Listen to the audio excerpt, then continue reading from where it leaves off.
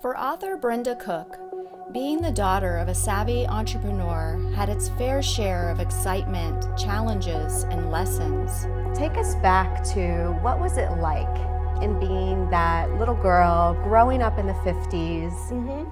Your father was a wild blueberry farmer. Yes.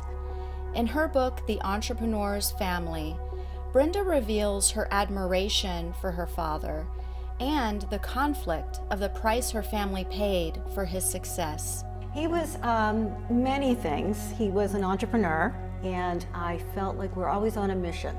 She faced isolation, rejection, and a disconnection from those she admired most, as well as financial dilemmas and psychological challenges among family members.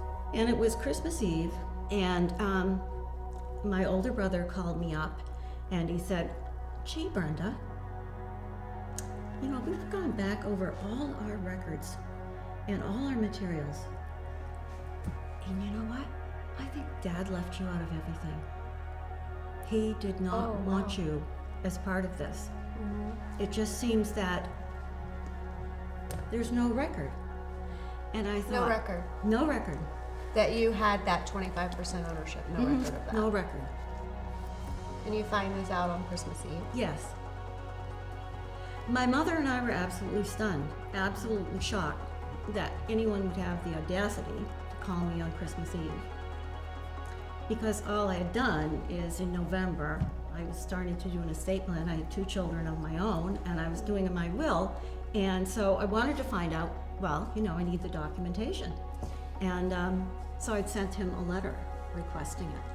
And his response was to do this. You know, all of a sudden I lost my family too, just because I was not with the business anymore.